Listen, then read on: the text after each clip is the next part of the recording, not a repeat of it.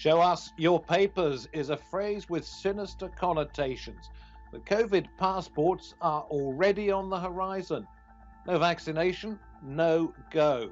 Is that the way forward in difficult times? Proof that you've been inoculated could allow travel, let businesses and schools reopen.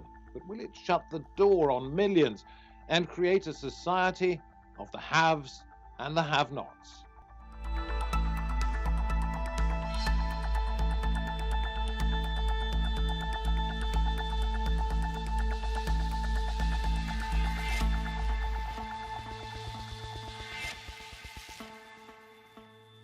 Good to have your company. I'm David Foster. We'll be looking at what Israel is doing with coronavirus passports and what the airline industry wants, and asking what exactly would a piece of paper actually prove. The rollout of vaccines is offering hope of a return to normal life in many countries. And if someone could prove that they have had a jab, would it be safer to open up bars, theatres and shops or allow international travel? That's where the idea of a vaccine passport comes in. Israel has started a green passport scheme allowing travel to certain restricted areas for people who've had the COVID vaccine. The government there is considering whether to use the scheme to allow access to shopping centres and restaurants. Providing proof of vaccination is not new. Some countries won't allow travellers to enter without evidence of inoculation from diseases such as yellow fever and malaria. The International Air Transport Association revealed plans to introduce a digital travel pass scheme in a bid to restart international aviation and reopen borders without quarantine. But there are some concerns about data, privacy, and the rights of people who haven't had a vaccine. And having a vaccination might not even stop a person from spreading COVID. So, are vaccine passports an item we need for the journey back to normality? I'm very pleased to say that we can welcome to the program out of Israel, in fact in Tel Aviv, Neri Zilber, journalist and adjunct fellow at the Washington Institute, who's going to tell us about Israel's green passport scheme. We say hello to aviation analyst Alex Macheras in London, and then we go to Bath in the west of England, where we see Dr. Bharat Pankhania, senior clinical lecturer at the University of Exeter Medical School. Neri, first of all, what is happening in Israel? Tell us about the green passport. Well, as a direct result of Israel's success so far with the vaccination program, the next step that Israel is looking to is to issue these green passports for anyone who did actually get the vaccine or who has recovered from COVID, to allow them access really to leisure activities like hotels, gyms, and restaurants, and potentially international travel if there's coordination with other countries. So that means within Israel they can go to certain resorts, they can go into places that they want to. It's nothing to do with work or schools? That's correct. So vaccinations here in Israel, and I imagine in other countries, won't be mandatory. It can be mandatory. And so alongside this green passport scheme that will allow Israel to reopen the economy and really act as an inducement for people to actually go and get vaccinated, there will be a parallel program where citizens can gain access to these leisure sites and events through a COVID test. And that will be effective for 72 hours. So to balance out the green passport scheme, they're allowing, let's say, non-vaccinated people to have the same option.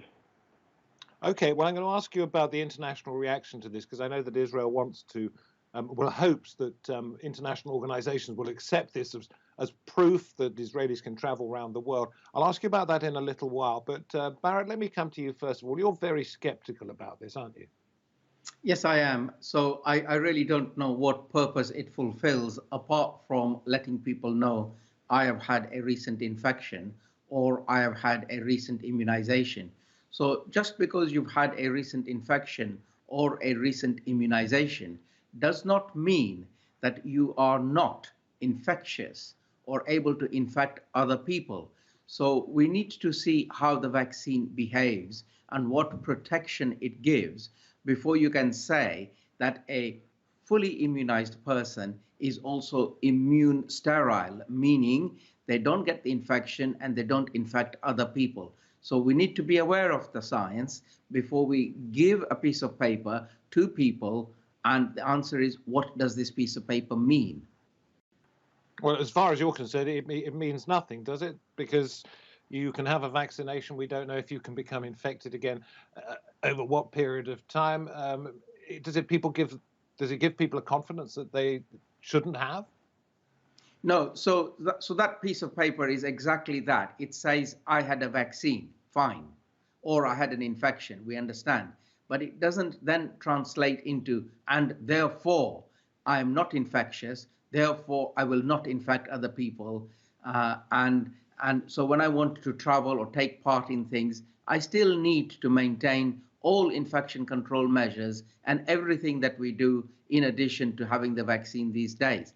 Um, in time, we will know if the vaccine is highly protective, and it is highly protective over many years or many months, etc. So at the moment, it's too early to confer anything by just giving that piece of paper. Neri, is there a suggestion or a conversation going on that goes along the lines of Israel's rushing into this a little bit too much, bearing in mind what Bharat has just told us? Well, in terms of the green passport scheme, it hasn't been implemented yet. This past week was really the first time that they issued detailed, health officials here did, in terms of this overall scheme. But I imagine perhaps allaying some of the medical concerns that if you do make this a requirement, say, to enter a nightclub or a restaurant, that all the people in that nightclub and restaurant were vaccinated, or at least recovered from COVID and have the antibodies. I imagine that's the logic. But really, it remains to be seen in what form these passports take, and whether a barcode or an application or perhaps an actual physical piece of paper, and then how it's rolled out and implemented on the ground. And perhaps Israel might be the first one to actually implement it, so it remains to be seen. Alex, sorry to leave you until now, but I want to bring in Qantas's chief executive, Alan Joyce, here, major Australian international airline, and he said we're looking at changing the terms and conditions to say for international travellers that we will ask people to have the vaccination before they get on the aircraft. That's Qantas's view. What about other airlines? Well, airlines are being very cautious in even giving their stance in where they will be surrounding the post-COVID world or the next phase of this pandemic that includes vaccinations. As you correctly said, Qantas have been one of the only, if not the only airline to mention the V word regarding vaccinations, and have said outright that they believe that they will not be carrying any passengers who are not vaccinated. The industry seems to have made up its mind already. They seem to have made up its mind that A, the vaccines work, B, the vaccines prevent transmission, and C, that people will be willing to be able to take the vaccine in order to regain those freedoms like traveling. But as some of your guests have correctly said, there's a lot of uncertainty. We don't know much about transmission and whether or not the vaccines will stop transmission, and that's obviously going to play a fundamental part as to whether or not the airlines and the aviation industry can use it to dictate who can enter countries or who is eligible to fly on what airlines. No airline right now wants to be the first to put their hands up and say, yes, we're following Qantas's lead. We view Qantas as part of Australia as very cautious. Their borders have been closed for a very long time now, and they have no intention to open up. They released a statement as recently as this week to say that they will not be doing anything that endangers the population of Australia with the outside world, where COVID is battering through Europe, for example. So it's a cautious approach, but the airlines and the aviation sector seem quite clear that these vaccines will be the silver bullet. You see, what I'm wondering is whether Qantas is actually, being cautious, as you say, but actually doing something that is better than nothing. And whether other airlines are simply saying, well, look, we'll just take people on a say-so. We won't really need to worry about it because they're incredibly scared of going out of business. Exactly. Airlines ultimately face their largest crisis in the history of commercial flight. And you are right. There are many airlines who think, look, It's not our problem. We are not now to try to maintain the health of everybody in our cabin. So long as we are meeting the country requirements on either end, then we have no further role to play. And many airlines will be in that category because it's less headache and they throw the ball back into the court of the countries. But those airlines that belong to countries, like state-owned airlines, like national carriers, like Qantas, they almost are an extension or an arm of their governments, and we know that they will reflect the government's views regarding inoculations and vaccinations. So, as I say, the industry seems to have made up its mind, and look no further than this week in Europe, low-cost carrier Ryanair is running advertisements across the UK saying jab and fly. It says book now, jab and then go. Of course, simply impossible for the majority of the world right now, given the priority lists and given that it's not a case of a phone call and booking up a vaccine to be able to travel again. The airlines have made up their minds, but we'll see in reality how this plays out over the coming months. Okay, so Bharat, I know you don't like the idea of a vaccine passport, but isn't what Alex is laying out there much more dangerous than having a piece of paper that says, well, hang on, look, I have had the vaccine? It's a lot more dangerous and it's a lot more disingenuous, because when an airline says jab and fly, it is taking no responsibility that the passengers that it carries may be infected and infectious and carry their infection to other parts of the world. And I understand they are commercial organizations and their line is, that's not my problem. However, the message that gets given and translated in people's minds is, Ryanair said jab and fly, therefore it must be okay to jab and fly and drop my infection control guard. So therein, it is incumbent upon national leaders to say, just because you've been immunized doesn't mean you are not infectious and not going to infect other people, despite what our airline is telling you, get the vaccine, come and fly with us. Neri, what is happening in Israel regarding vaccinations? Are people rushing to get jabbed, or is that not possible? Is there a queuing system? And is that partly, if they are rushing to get it, is that partly because they think this green passport might be a ticket to somewhere better? Well, I think that's exactly right. If Ryanair is publicizing jab and fly, then I think amongst a large part of the Israeli public, it's jab and fly and get on with our normal lives again. I was in the main square here in Tel Aviv just last night, where they have a massive vaccination center, and there were about 2,000 people queuing up outside and many more inside at the hope, not even with an appointment, and ultimately the center ran out of vaccines and sent everybody home, but with the hope that they could get in and get the vaccine, at least the first shot of the Pfizer vaccine, precisely to start the process of getting back to normal. Writ large, Israel has rolled this out over the past 2.5 weeks. About 15% of the population has already been vaccinated, about 1.5 million people out of a population of 9 million. So per capita, it's a quite extraordinary rate.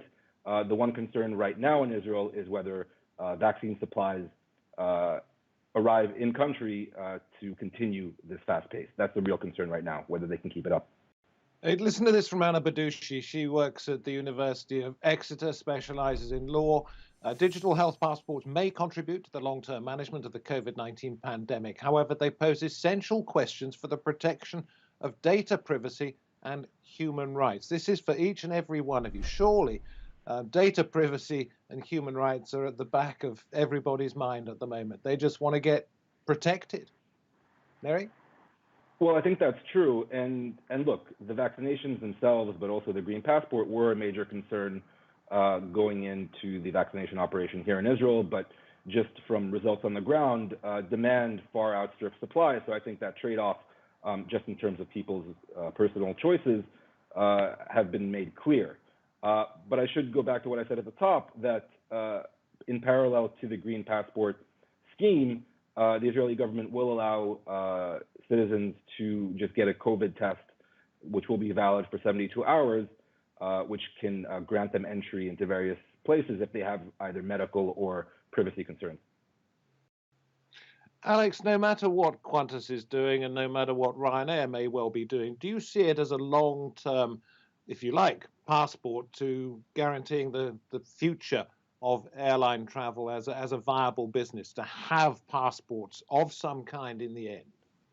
From the early days of this pandemic, that idea of the health passport, be it a digital passport, a QR code, something we show on our phones, that was something that was mentioned in almost every conversation I had with airline leaders, with senior aviation industry execs, who were saying that once the vaccines are here, that is the way out of that is the way out of this, that is the way back to normal life. And I think often if we look at least on a global stage, if we compare the UK to somewhere like South Korea, we know that South Korea has been very successful in suppressing the COVID-19 virus. And we know that a lot of that trade-off, as just mentioned, was to do with privacy and protection, and the fact that ultimately South Koreans can be tracked and traced right down to where they had spent on their credit card in order to know their movements. And South Koreans, at least the majority that I've spoken to and we've seen on TV, have said that they respect that trade-off because they are not sitting in stay-at-home lockdowns. They actually have relatively normal life, albeit social distance. Now, if we look at that and compare it to aviation, the UK right now is suffering the worst of all of Europe in terms of its aviation economy. South Korea was home in 2020 to the only two airlines on earth that declared profits. Those two airlines declared profits much unlike every other carrier on the planet because, again, they had effectively caught up with their health crisis and then looked to the economy. And I think when you realize that it's the virus that's killing the economy, not the restrictions, leaders are naturally looking to anything that can prove that at least part of the population are safe, have been vaccinated, and they say it's inevitable that that will be some kind of health passport and probably digital. Okay, so Bharat, some kind of indication that you are no longer a danger to others is probably going to come along. What needs to be achieved for that to be the case? Where are we now in the scale of beating this pandemic that I could eventually have something that says I'm no longer infectious, I'm no longer a danger to others? Okay, so what we need to do is do what we know. And so once you are fully immunized, and then we have observed you and a large sector of the population to how well a fully immunized population performs, we will be in a better position to be able to tell if having a full immunization course of the two gives you a degree of protection, i.e., you don't get infected, you don't infect others. Wonderful. We have a large population infected, immunized, but not spreading infection, or if they do, it is only a mild illness. Once we know, we will be in a better position. So thinking forward, going forward many months, I'm not totally against a piece of paper which says this is a person who has been immunized. And my reasoning is as follows. That piece of paper gives me an indication that actually this person is less likely to be infectious, infected, compared to somebody who has not been immunized at all. So there is some merit, but we need to know exactly what merit there is in that piece of paper before we start imposing it. At the moment, as I understand it, having an inoculation simply means that you are less likely to get severely ill. It doesn't mean that you are protected against the disease in the long term. It doesn't mean that you can't pass it on to other people. So in your opinion, Doctor, how, you say months, could it be years before we arrive at the point you've just described? No, it won't be years, because we will know when we've immunized a substantial population and followed them over, say, 6 months or so. We will have a pretty good indication of how well the vaccine program is working, and is it inducing lasting immunity? Is it causing people to be immune sterile, meaning they don't get infected and therefore they don't pass on infections to others? We will know that very soon. Neri, let me ask you about Israel in particular. You are there. You've been studying what's been going on. Is Israel proud of what it's doing in terms of not just the green passports, but in terms of an inoculation program and in terms of keeping the level of infections down? Where does it stand? Well, Well, I should mention that the infection levels are actually quite high. So per capita, Israel is almost or surpassed even American levels. It's not quite at UK levels, but it's not too far off. So in terms of managing the pandemic, there's a lot of work to be done. But like you said, the vaccination program in just 2.5 weeks since it was launched is setting records worldwide. And that there's a variety of reasons for that. But the government led by the long-serving Prime Minister, Benjamin Netanyahu, you can be sure is taking both domestic credit and international credit for the job it's done. And Israelis, on the whole, are very grateful at the fact that perhaps by March or April, the pandemic may be behind at least one country in the world. And what about its suggestion, the government's suggestion, that it hopes these green passports will allow Israelis not just to travel to certain places within their own country, but would become more widely accepted internationally? Has that idea been taken up by other countries? Well, I personally don't know, but the Israeli government says that they are in conversations with other countries in terms of them accepting the green passport scheme. I think it also has to do with the fact that, while Israel may come out of the pandemic earlier than other places, there may not be many places to travel to if much of the world is still on lockdown. Alex, do you see a time coming up fairly soon when we do have, as I mentioned at the beginning, the haves and the have-nots? I've got a piece of paper that says I'm okay. Airlines will continue to take them. And the have-nots who haven't been able to, because of the nature of their country, get any kind of vaccine, that we will see, if you like, a class war in terms of air travel. I do, and I fear that actually, because air travel should be accessible to all. It was before the pandemic already an area of society that a lot of people was simply out of reach. And while we're lucky in Europe, for example, and in the West, it's just not the same. The same cannot be said for other nations, African nations, for example. I think it's important to remember always a quote from Dr. Tedros at the World Health Organization, which is that nobody is safe until everybody is safe. And ultimately, we do risk becoming a very insular part of society whereby we're all flashing about these fancy digital health passes because our government secured early doses of the vaccines. Meanwhile, we're literally cutting off other parts of the world that were not so lucky to be able to place mass vaccination orders, that are sitting patiently, that will perhaps have COVID rife because ultimately they are on their own while the rest of the world tries to move on and get back to normal. It is very dangerous territory. What I will ask my fellow panelist here, the doctor, regarding the paper that you said you were comfortable with, where you could show that you've had a recent inoculation vaccination, do we not risk territory there in that we're already seeing something now, a concept whereby people are using fake certificates to show airlines that they have tested negative for COVID-19. And of course, the innocent check-in agent at the airport is not second guessing these certificates and they're waving them through. Is that not going to be the same? Let's ask Bharat that one. Yeah. Any idea what's happening here? Alex, I agree with you, because it leads to either fraud, corruption. People make up these pieces of paper depending on how the security of the passport is. But at the same time, whilst a piece of paper saying this person is immunized, a genuine piece of paper, gives you some degree of confidence that they are less likely to be infectious to others, it's not a guarantee. It's just a slight edge on other people who have not been immunized. Overall, I agree with you very much, and the WHO, which is no one is safe until everyone is safe.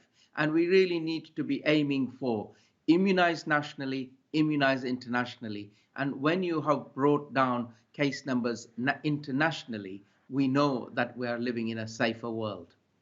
But you are, I would say, Bharat, since the last time you came on Roundtable and gave us the benefit of your expertise, you are more hopeful about the direction in which we're traveling now? I'm always hopeful, and with the licensing of the vaccines, it is a clear indication that we've got the armamentum, i.e. the vaccines, which will protect the population. Now, how long it protects us for, we don't know. All those are unknowns. But the fact is that the vaccines appear to work, one. And number two, they appear to prevent severe disease. That's fantastic. That's really good news, because even if the vaccines don't work, but they prevent you from severe disease and stop you from dying, that is a result. That is a good result.